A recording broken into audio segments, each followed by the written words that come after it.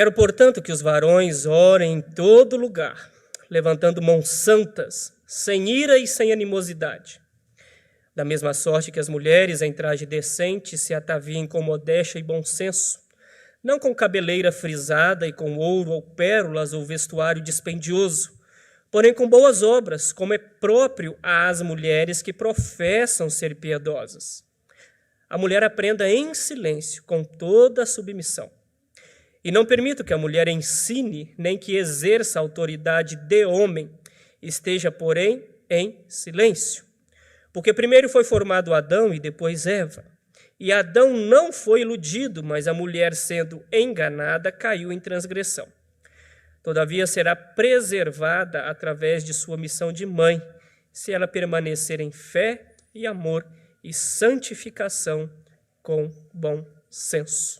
Vamos orar. Senhor, desvenda os nossos olhos para que contemplemos as maravilhas da Tua lei. Nós precisamos do Espírito Santo, ó Deus. Acalma os nossos corações, dá-nos sabedoria para tratar de um assunto tão delicado como nós temos hoje para lidar, mas toda a Escritura é inspirada por Deus. Nós não podemos escolher partes que sejam ou que nós sejamos simpáticos, mas o nosso dever é de expor toda a Escritura, do Gênesis ao Apocalipse, e é isso que nós queremos fazer como igreja, sendo fiéis àquilo que o Senhor revelou a nós. Que o Senhor esteja abençoando, que mulheres, crianças, jovens, adultos, todos os que se encontram aqui presentes, sejam alcançados pela graça, que a fé venha pelo ouvir e o ouvir a palavra de Deus. Esta é a minha oração em nome de Jesus. Amém. A gente, quando é pastor auxiliar, a gente fica igual o jogador reserva, né? Do tipo, deixa eu jogar, deixa eu pregar.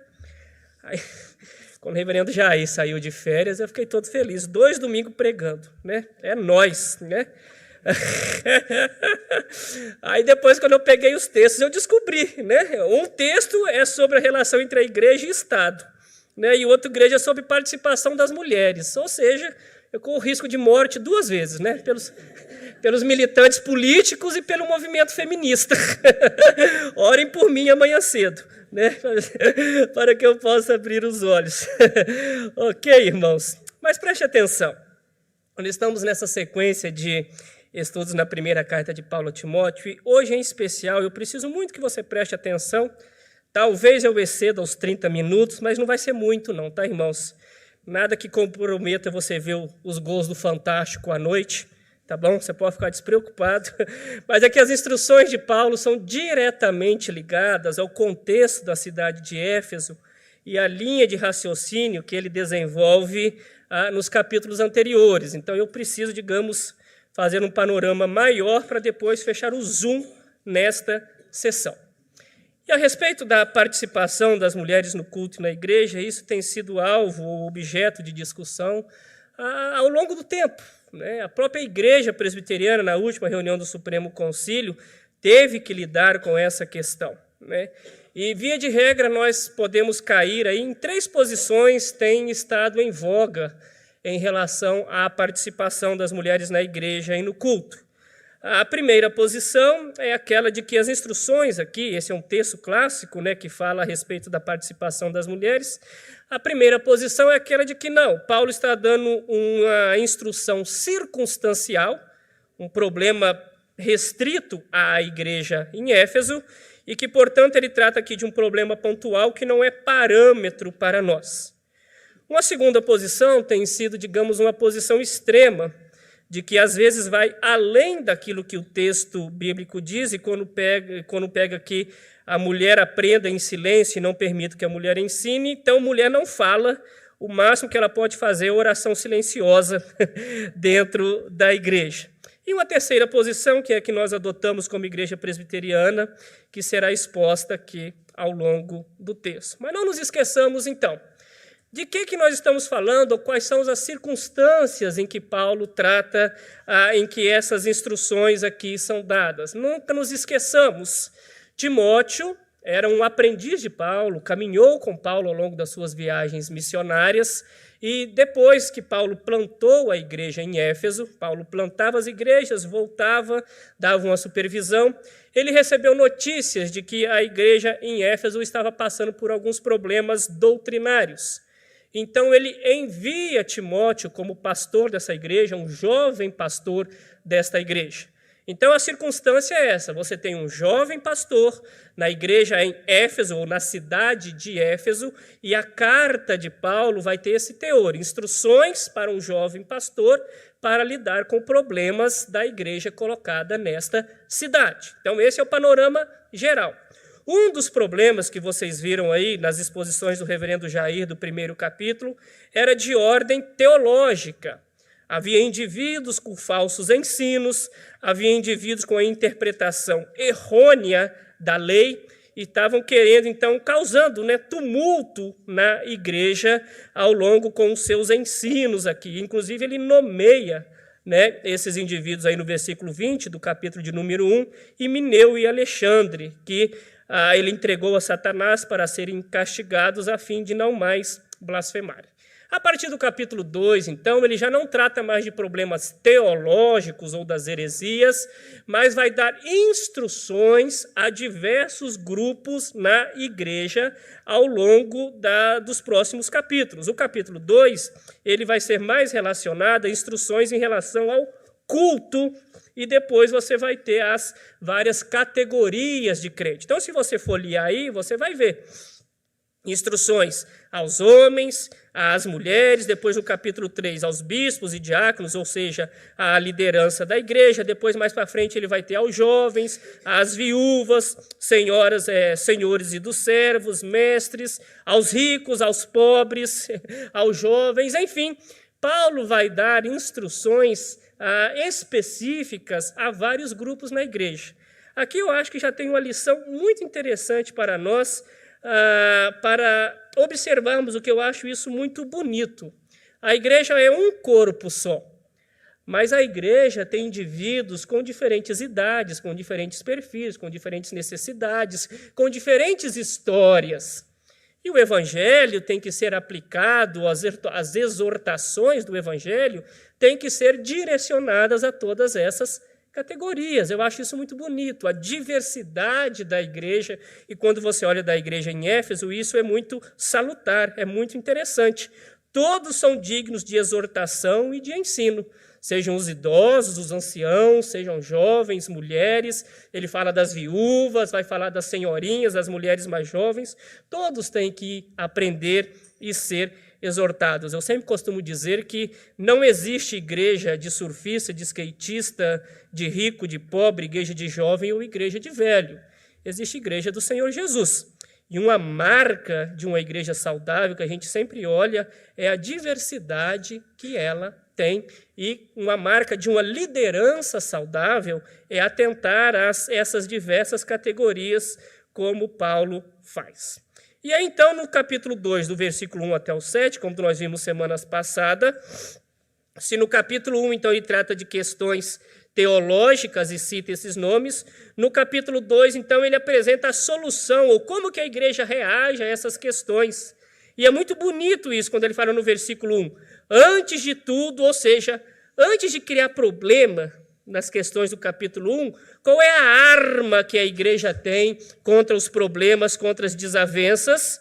Exorto que se use a prática de súplicas, orações, intercessões e ações de graças em favor de todos os homens. Então, preste atenção. O argumento de Paulo aqui é de que as nossas orações, os nossos cultos, aqui ele está falando do culto público já, quando a gente se reunir, o alvo das nossas orações não tem que ser apenas intramuros, mas o alvo das nossas orações tem que ser também extramuros, inclusive daqueles que nós não gostamos. E aí nós vimos que quando você fala que todos os homens e que Deus deseja que todos sejam salvos, não é a humanidade na sua totalidade, mas ele está falando a todas as categorias de pessoas. Deus tem salvo entre os reis e entre os servos, Deus tem salvo entre homens e entre mulheres, Deus tem salvo entre senhores, Deus tem salvo entre servos, e nós devemos interceder por todas essas categorias, e em relação aos governantes em especial, porque quer você goste ou não daqueles que estão investidos de autoridade, são eles que têm o poder de dar vida tranquila e paz à igreja. Mas lembre-se, é para interceder não por idolatria política, mas interceder pelo bem do povo de Deus, para que vivamos vida tranquila, mansa, com toda piedade e respeito. Isso é que é aceitável diante de Deus, nosso Salvador. E não se esqueça de que Paulo escreve essa carta num contexto em que provavelmente o imperador romano era Nero, alguém que gostava de fazer carne moída dos crentes, quase que literalmente, né? Então, veja bem, a nossa intercessão pelos governantes não deve ser direcionada baseado nos nossos interesses pessoais ou nas nossas simpatias, mas sim porque aqueles que estão investidos de autoridade, eles devem ser alvo das nossas orações para o bem do povo de Deus, independente do partido político ou da corrente de pensamento. E aí você continua agora, então, no texto dessa noite, a partir do versículo 8, ele está tratando do culto, em especial o primeiro versículo, né, em relação aos homens, mas dos versículos 9 até o versículo 15, ele vai tratar da classe das mulheres. E aí por isso que tem que olhar o contexto todo. Porque se você olha assim do 9 ao 15, você fala, olha que implicância de Paulo com as mulheres. Mas se você vê o restante da carta, você verá que Paulo está tratando de várias categorias de pessoas, e ele começa com as mulheres, mas depois ele vai tratar de várias outras categorias. Então é isso que nós vamos ver hoje à noite, sobre as mulheres no culto, a participação das mulheres no culto, como devem se vestir, como devem aprender, como devem ensinar e como devem glorificar a Deus ou se santificar. Como devem se vestir, como devem aprender, como devem ensinar e como devem se santificar. Vamos dar uma olhadinha então aí no versículo 8, apenas o versículo 8 ele vai partir direcionado aos homens, e do versículo 9 até o versículo 15 ele vai se direcionar às mulheres. Tá bom? Vamos lá então. Quero, portanto, que os varões orem em todo lugar, levantando mãos santas sem ira e sem animosidade. Esse, portanto, aqui é muito interessante, não é? Porque, novamente, a linha de raciocínio, ore por todas as pessoas.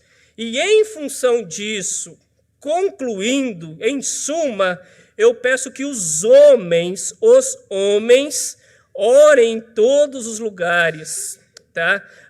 Com mãos santas levantadas, livre de ira e de controvérsias. Qual era o problema descrito no capítulo de número 1?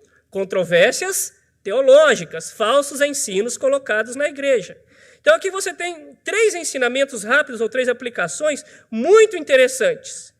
Primeiro, o lugar de orar. Quero, portanto, que os homens orem em todo lugar. Aqui você já tem uma aplicação muito interessante para o povo de Deus.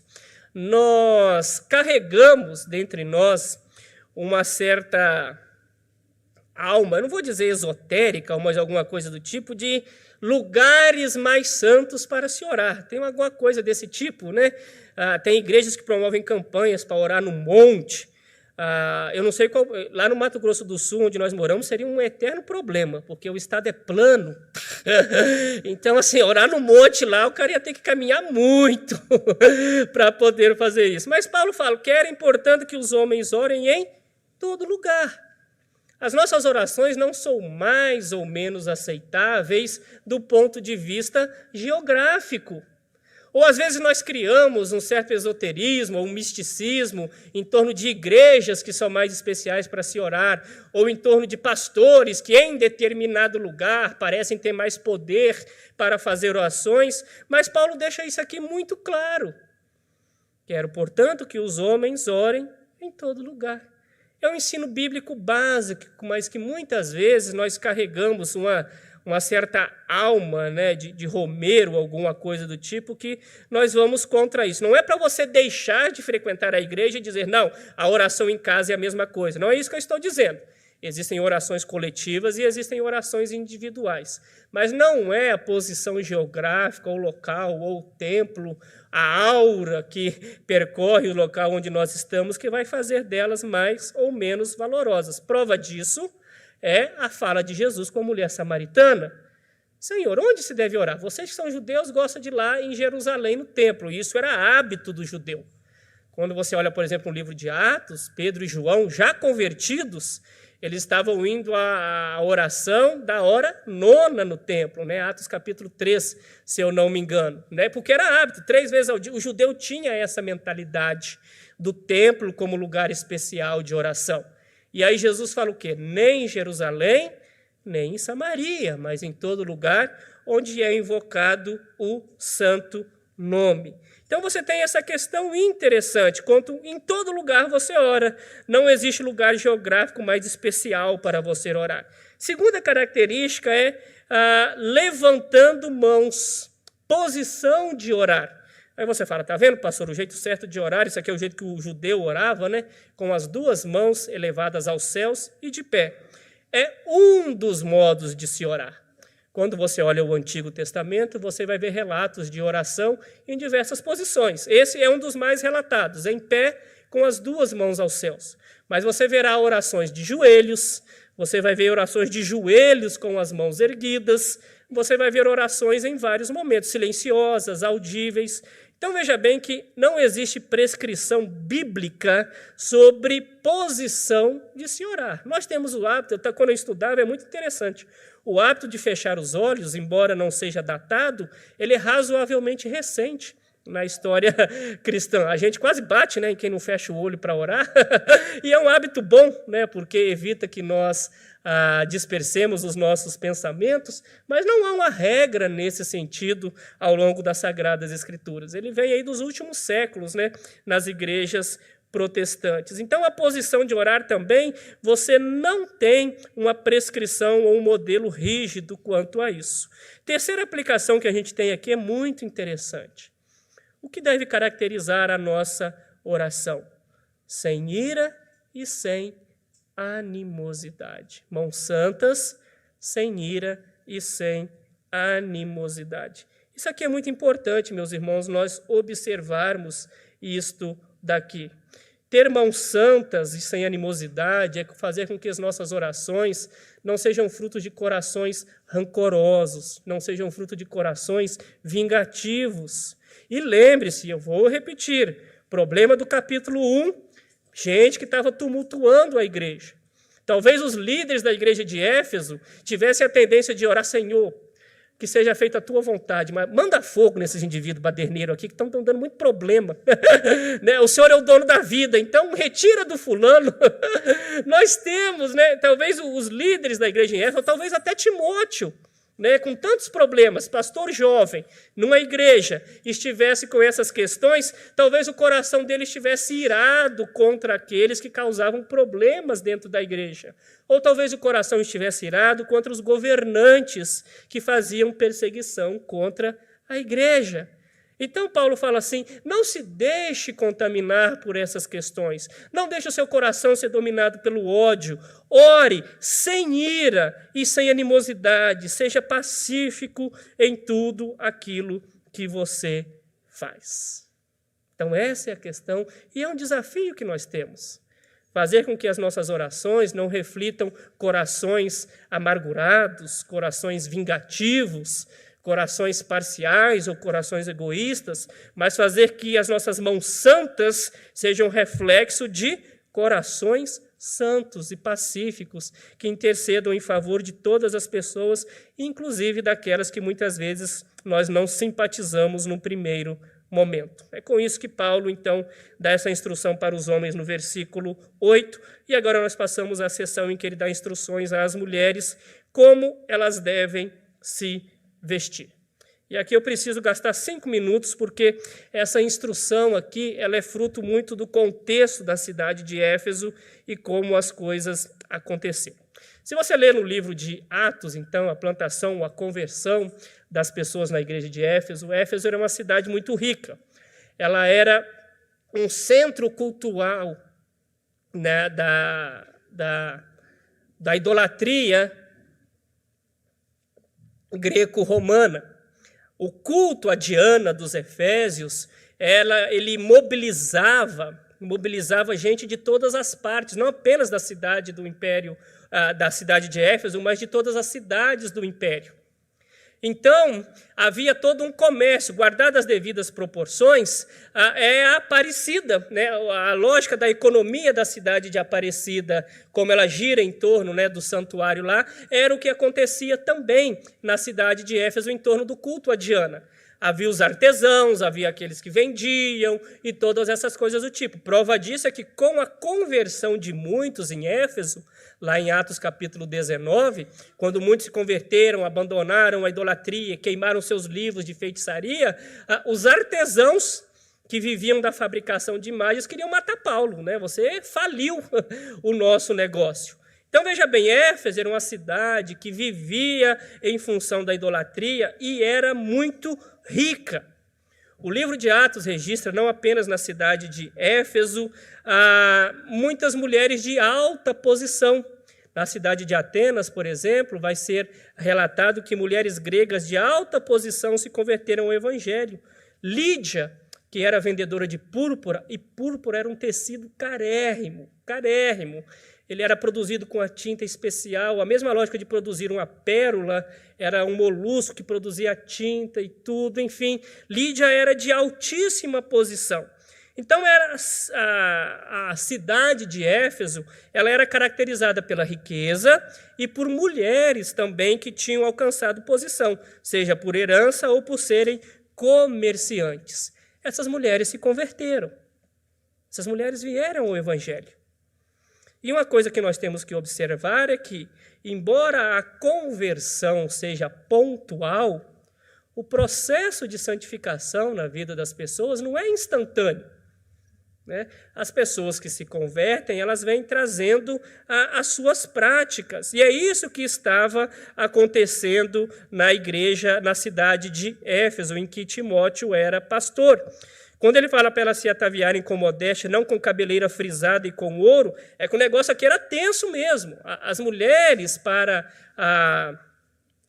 exibir a sua riqueza, então você imagina cabelos compridos, feitos aqueles coques ou tranças, e para se prender essas tranças e esses coques eram usados fios de ouro, prendedores assim, de marfim, de ouro, de prata. Então, tudo que adornava era um desfile de moda, né? A lógica que estava acontecendo na igreja era exatamente isso, né? Não se poupava nenhuma despesa. Olha só que interessante, relatos históricos da época, né?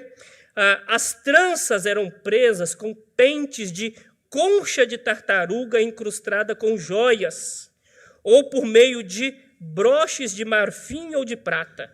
Ou eram alfinetes de bronze com cabeça de joias.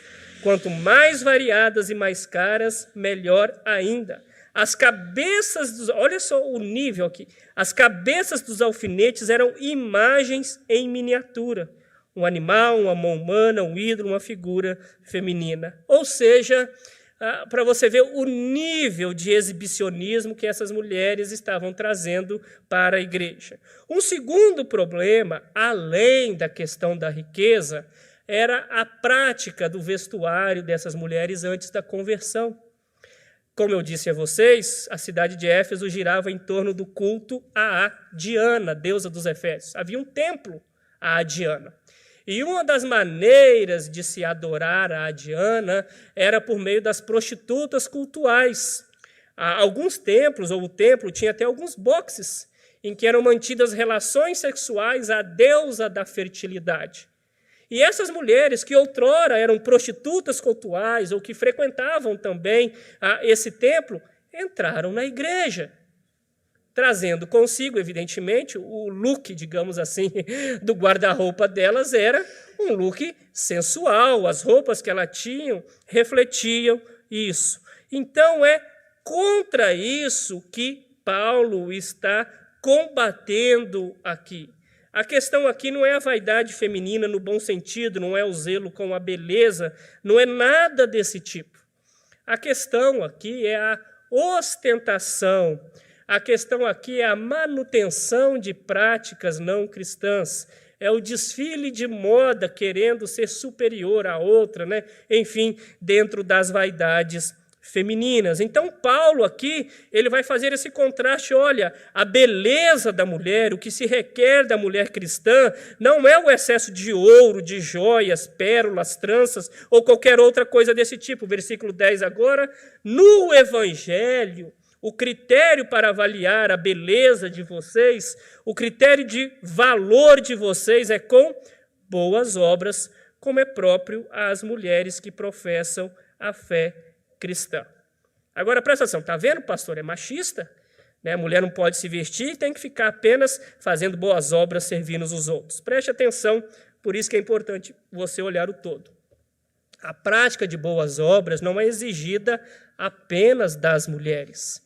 Se você pegar o restante da primeira carta de Paulo a Timóteo, no capítulo 6, versículo 11, 18, na segunda carta, na primeira epístola de Pedro, agora não de Paulo, mas expandindo isso para o cristianismo, o apóstolo Pedro diz: a beleza de vocês não deve estar nos enfeites exteriores, como cabelos trançados e joias de ouro ou roupas finas.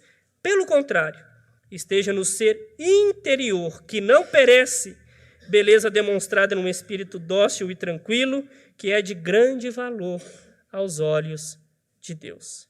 Então veja, meus irmãos, a questão aqui do vestuário, ela não está caminhando para um legalismo, nem proibição, nem nada do tipo. A questão do vestuário aqui, o que Paulo fala com as mulheres é: o que é valoroso para você? Você, como cristã, a lógica é essa, a sua escala de valores, o desejo do seu coração, você não vive mais em função de ouro, você não vive mais em função de sensualidade, o seu valor vai muito além disso. E eu acho que isso é importante, meus irmãos, por duas questões, ou por algumas questões. As igrejas cabem ou têm a tendência de cair em dois extremos em relação ao vestuário feminino, ou às regras, né, digamos assim, que você tem. A primeira é o legalismo, né, igrejas que querem controlar 4 dedos abaixo do joelho, manga longa, o cabelo das mulheres e coisa do tipo. E isso acaba caindo num legalismo exagerado, e quando o interior não é convertido, de nada adianta. Né? Eu me lembro, assim, ironicamente, mais triste, observando, né, alguns conhecidos e alguns familiares que fazem parte de igrejas extremamente rígidas quanto a isso, como é que é engraçado. Seria cômico se não fosse trágico, né? Mas a igreja exige o comprimento da saia lá embaixo, né? Regra da igreja e coisas do tipo. Qual foi a solução que muitas mulheres acharam para exercer a sensualidade, mesmo tendo saias lá embaixo? A saia vai lá embaixo, mas a fenda lateral vem até em cima. Isso é extremamente comum. Tem uma série na Netflix, eu sugiro assistir, é Greenleaf, que fala dos bastidores de uma igreja americana, e uma amiga minha que assistia, ela observou um negócio muito interessante. Ele falou: note como as saias dessas mulheres são apertadas, ela fala. E era mesmo, e extremamente sensuais. Na série, as mulheres têm que andar igual pinguim, de tão apertada que a saia é, o passo delas não passa de 5 centímetros, exprimindo ou expressando uma sensualidade muito maior do que uma calça jeans, por exemplo. Né? Então, não se trata de uma questão de legalismo, mas de mudança de valores. Agora, o outro extremo: pastor, nada a ver, o pecado está nos olhos de quem vê, eu visto aquilo que eu quero. É verdade que contra olhos cobiçosos, né, o próprio Senhor Jesus disse que um homem só de olhar com maldade para uma mulher já adulterou com ela. É verdade que quando o olho é cobiçoso, pode estar usando burca, que o homem vai pensar besteira. Né? Nós somos assim, hormonalmente falando. Mas se Paulo trata da questão de como as mulheres devem se vestir, existe um outro lado da questão também. Tanto quanto homens devem ser cuidadosos com os seus olhares e a quem admiram, mulheres devem ser cuidadosas como se vestem. Não com legalismo, mas pensem nisso. Você não precisa, né, ficar feia, né, ou qualquer coisa do tipo, mas tenha bom senso, modéstia. Né? Nós, como igrejas, não temos por hábito ficar, né, medindo com régua, saia, camisa, cabelo ou qualquer coisa do tipo. Mas não tenha como parâmetro de beleza ou roupa aquilo que o mundo quer impor a você. Né? Pense que você está na presença de Deus, pense que outras pessoas olharão para você, e eu acho que isso é um parâmetro muito interessante. Não se trata de gastar muito dinheiro ou pouco dinheiro, mas se trata de um princípio bíblico.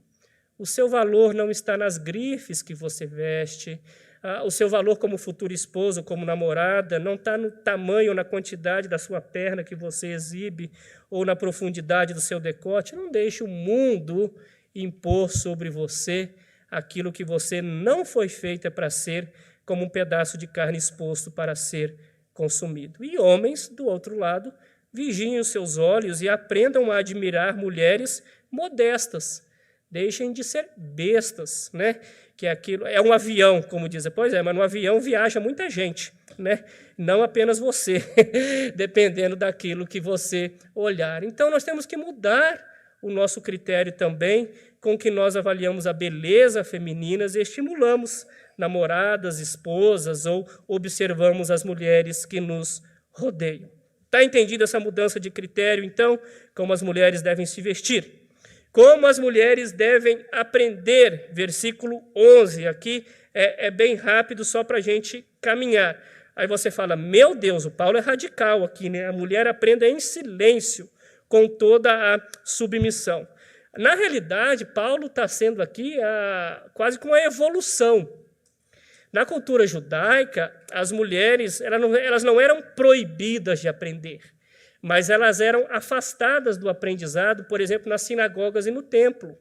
O rabino ensinava com apenas homens ao redor deles, e as mulheres ficavam distantes numa galeria ou algo do tipo. Então, o que Paulo está falando aqui, na realidade, ele avança.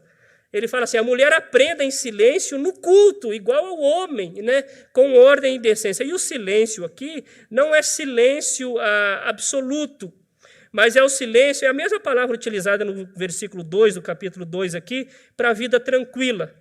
Né? Então, assim, se você me permite uma paráfrase, né? A mulher aprenda tranquilamente, com toda a submissão. A ideia aqui é de que não haja barulho. Muito provavelmente, o que acontece? Essas mulheres ricas, descritas no versículo 9, elas estavam sendo manipuladas por esses falsos mestres do capítulo 1. Então, eles estavam utilizando essas mulheres para agitarem a igreja, posto que eram ricas, influentes e coisas desse tipo. Então, Paulo está falando que elas sejam tranquilas. Substitua silêncio aqui por tranquilidade, tá? Que não façam bagunça, porém com toda submissão. Esse é o teor do aprendizado aqui. Não é simplesmente um silêncio absoluto. Então, isso nós temos que ter noção. A mulher aprenda tranquilamente e mansamente, tá bom?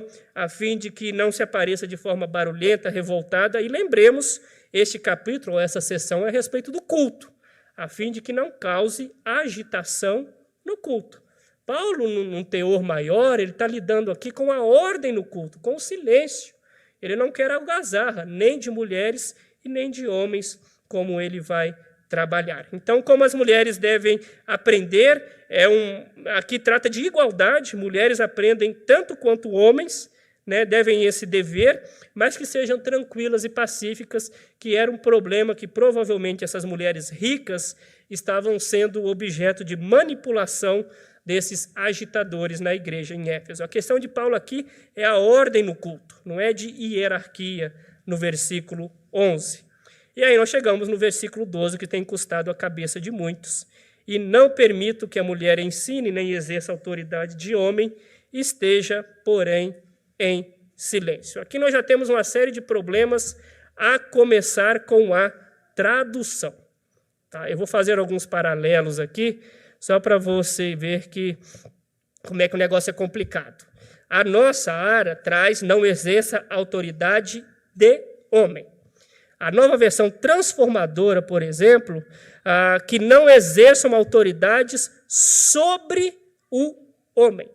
Vamos pegar mais um aqui, que é a NVI, Só para a gente fazer uns paralelos aí do versículo 12. E não tenha autoridade sobre o homem, esteja, porém, em silêncio. O que está em questão aqui, meus irmãos, e o que a gente tem que trabalhar? Que silêncio é esse aqui? Não é silêncio absoluto. E por uma razão óbvia. O apóstolo Paulo, em outras cartas, ele cita mulheres que falam, que ensinam, e que, na carta aos Coríntios, por exemplo, ele fala de mulheres que profetizam. E profecia no Novo Testamento não é no modelo do Antigo, mas, embora haja muita discussão, mas profecia no Novo Testamento é o ensino. É o ensino. Então, assim, é fato que as mulheres no Novo Testamento profetizavam / ensinavam. É fato que as mulheres no Novo Testamento oravam também. Oravam em público nas reuniões da igreja, mesmo porque não havia igreja com templo nessa época, as igrejas se reuniam nas casas, né? Os primeiros templos cristãos vão surgir a partir do do século IV. Antes, por mais de 400 anos, o cristianismo se reunia nas casas. Você não tinha templos e coisas desse tipo. Então, a primeira questão é essa.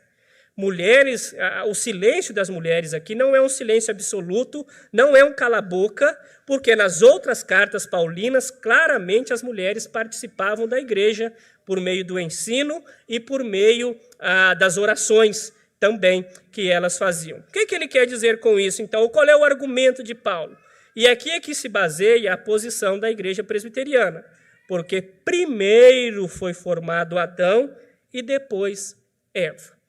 Aqui é que tem duas questões interessantes para nós trabalharmos e entendermos a nossa posição. Como eu disse a vocês no começo, 3 posições que as pessoas adotam em respeito à participação das mulheres. Era uma questão cultural, portanto, você pode desconsiderar, isso era apenas um problema da igreja em Éfeso, e hoje em dia, então, a lógica é outra, as ordens são outras, então você não pode pegar literalmente. Outros pegam literalmente, a mulher aprende em silêncio, então mulher não fala, mulher não ora, mulher apenas fica no banco aprendendo. A nossa posição é de que as mulheres não podem exercer o ensino com autoridade sobre o homem. Por que nós não aceitamos o argumento de que é apenas cultural? Porque o argumento de Paulo, no versículo 14, não é o argumento da cultura da época. O argumento de Paulo é qual? A criação. E Gênesis capítulo 1 e 2, eu repito isso, né, é o nosso gabarito existencial. Aquilo que tem em Gênesis capítulos 1 e 2 não é circunstancial. Serve para o crente desde o Éden até o ano 5.999. Todos os crentes têm que olhar para Gênesis capítulo 1 e 2 como um modelo de casamento, de autoridade, de relacionamento com a criação, homem com mulher, mulher com homem. Então, o argumento de Paulo não é cultural. Em Coríntio, ele usa um argumento cultural, só para você ver a diferença. Quando ele fala assim, as mulheres devem usar o véu. Por quê? O véu na cultura da cidade de Corinto era tirar o véu, era um sinônimo de rebeldia em relação à autoridade do marido. Guardadas as devidas proporções, é como a Revolução Feminina de 60 de queimar o sutiã. Tá bom? Então, aí sim é cultural.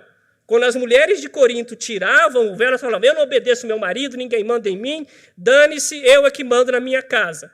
É por isso que Paulo fala, as mulheres usam o véu. Hoje, usar o véu não tem essa conotação, né? Mulher nenhuma usa no sentido de dizer que está debaixo ou tira dizendo que está se revoltando com o marido. Isso é cultural. Isso é cultural. Mas no caso aqui da igreja em Éfeso, Paulo escrevendo a Timóteo, o argumento é a criação. Então nós temos que conciliar essas duas coisas. Primeiro, não é silêncio absoluto, as mulheres do Novo Testamento ensinavam, oravam e participavam da igreja. Segundo, aí que se equilibra a balança, elas não podem inverter a ordem da criação e exercer autoridade sobre os maridos ou sobre a liderança da igreja. Como é que nós resolvemos isso, então? Nós dizemos que as mulheres podem exercer o ensino na igreja, desde que a liderança deixe bem claro que foi permitido por um homem líder da igreja, seja o pastor, presbítero, no nosso caso, ou qualquer outra questão. E isso, meus irmãos, causa polêmica às vezes, porque nós queremos trazer de fora para dentro as demandas da igreja. Nós queremos trazer esse empoderamento, essas coisas do tipo, e achar que isso tem que acontecer aqui. Venderam para a ideia das nossas mulheres, né, que submissão bíblica é humilhação. E chega a ser irônico, né? As mulheres não querem se submeter aos maridos em casa, mas se submetem a patrões e patroas que são 10 vezes piores que o marido. Né? Mas isso é outra história, tá bom? Não estou falando que é contra trabalhar, não, mas estou falando da ironia da coisa.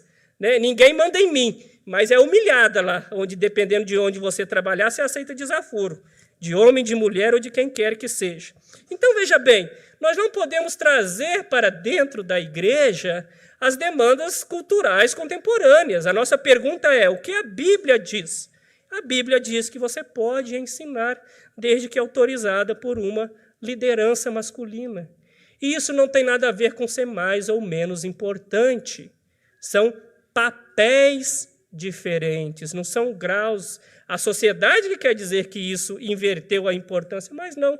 A nossa igreja funciona tão bem assim.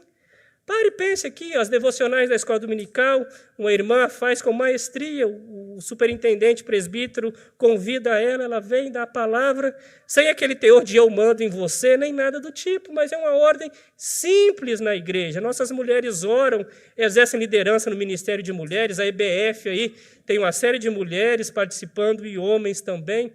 Não deixe o mundo contaminar vocês ou a nossa igreja com uma guerra que pode existir lá fora, problema deles. Nós não.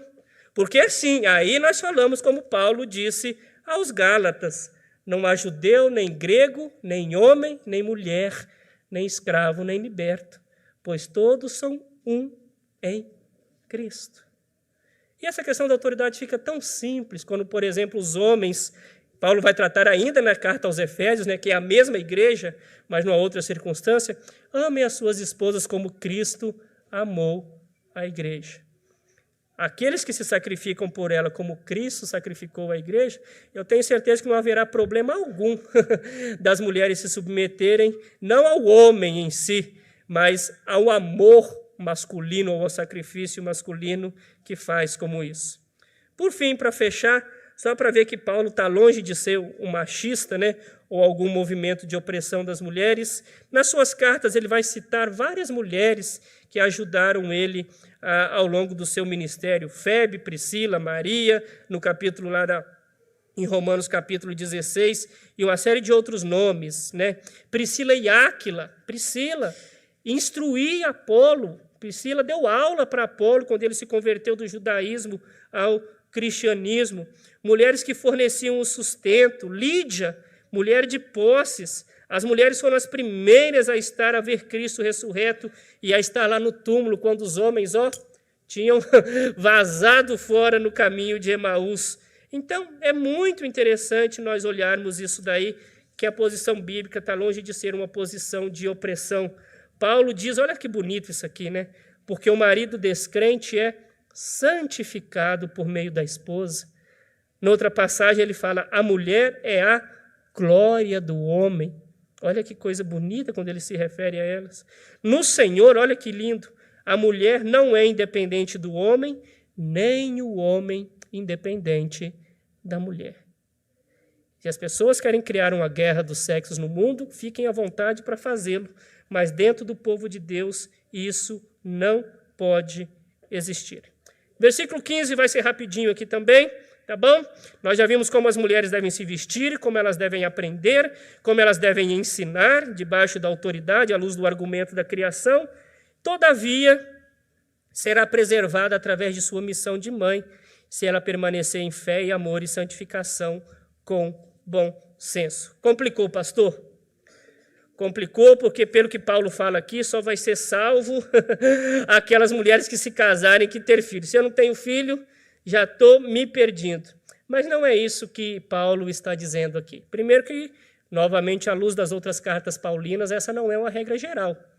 Paulo fala, ele inclusive era solteiro, e falava que a questão do casamento ou o dom do celibato poderia acontecer tanto homens quanto mulheres. Então já fica de cara, à luz de outras cartas paulinas, que casamento não é para todos. Existem pessoas que têm o dom do celibato, servem a Deus sem nenhum tipo e não vão para o inferno por causa disso.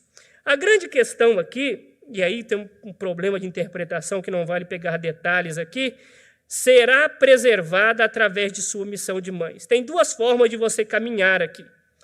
Como o relato que tem nos versículos 13 e 14 diz respeito à criação, muitos entendem que a missão de mãe aqui, num primeiro momento, diz respeito a Eva.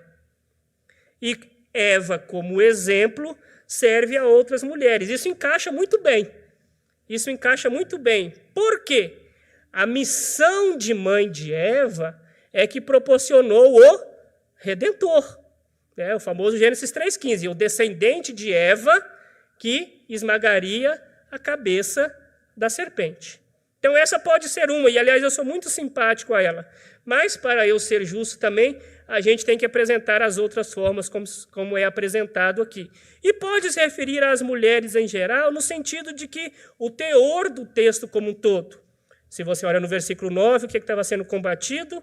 A vaidade, o exibicionismo. E muito provavelmente essas mulheres estavam, que mãe que nada. O que eu quero saber é de variz, barriga, flacidez, estou fora disso. Quero saber de barriga chapada, e vou abrir mão de ser mãe. Então Paulo fala, não faça isso.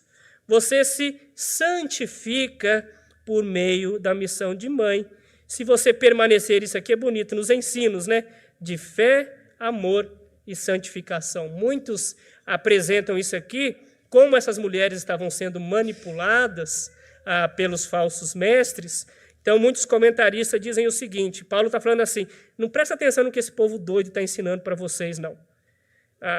Sejam mães e permaneçam firmes naquilo que foi ensinado a vocês. O que é que foi ensinado a vocês?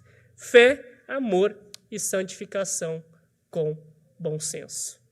E aí, então, essa é a questão da participação das mulheres no culto que Paulo estava tratando na igreja em Éfeso. Isso posto algumas rápidas aplicações nos próximos 5 minutos. Primeira questão, meus irmãos, como eu já chamei a atenção no começo, principalmente aos crentes mais antigos, assim, ou coisas do tipo, serve para pastores também. A nossa sensibilidade em lidar com pessoas que vêm de outras culturas e adentram na igreja. Nós, como eu, que tive o privilégio de ser nascido no lar cristão, a gente vai trabalhando no piloto automático. A gente já tem os nossos hábitos, modos de vestir, palavreado e coisas do tipo. Mas entendam que se a conversão é pontual, a santificação é processual. Então, às vezes, a gente cria tanto caso com novos convertidos por causa de uma corrente, de uma tatuagem, de um cabelo, de uma roupa, e a gente não tem essa sensibilidade de deixar o Espírito Santo agir nas pessoas e transformá-las. Segunda lição que eu quero chamar a atenção, e agora com as mulheres, tenham noção dessa mudança de parâmetros de autoavaliação. Não deixe o mundo impor sobre vocês aquilo que vocês devem vestir ou se comportar. Vocês não são pedaços de carne expostos para serem consumidos. As empoderadas que, na realidade, não passam de objetos manipuláveis por homens. Não. Zelem pela modéstia, tenham bom senso no vestiário. Repito, nós não somos legalistas quanto a isso. Não é 2 dedos para lá, 4 dedos para cá, comprimento de cabelo, isso não faz parte. Mas vocês procurem em santificação ter um bom senso. Aconselhem-se, Paulo vai lidar com isso, nos capítulos posteriores. Aconselhem-se com as mulheres mais idosas. Todas as igrejas, e aqui também, infelizmente, existem senhoras tão elegantes, tão modestas. Aprendam a se aconselhar e a se espelhar nessas, ao invés de ficar seguindo esses pessoal que tem milhões de seguidores aí, esses popstar aí que só ficam se exibindo ou coisas do tipo. E, por último, a sublimidade da missão de mãe. Embora não seja uma regra na vida de todas as mulheres, é natural que os cristãos e as mulheres cristãs desejem ter filhos. Né? Eu vejo muita gente abrindo mão de ter filhos por questões tão mesquinhas. Né? Gente que abre mão de ter filho porque não quer ter as mudanças no corpo. Gente que abre mão de ter filhos por calculador. Você sabe quanto custa ter um filho? É mais ou menos assim, né? Como se filho fosse um produto que você tem que fazer o orçamento. Não olhe para os filhos, para a maternidade, para as famílias com essas formas. Crentes nasceram para gerar filhos aos pés do Senhor, dentro das nossas circunstâncias, dentro das nossas tradições, mas não deixe o mundo impor a vocês que ser mãe é um retrocesso de vida, que ser pai é perda de tempo ou qualquer coisa de tipo. Que em nome de Jesus, com corações transformados, sejam de homens, de mulheres, nós sejamos uma igreja aperfeiçoada, santificada para a glória de Deus. Amém?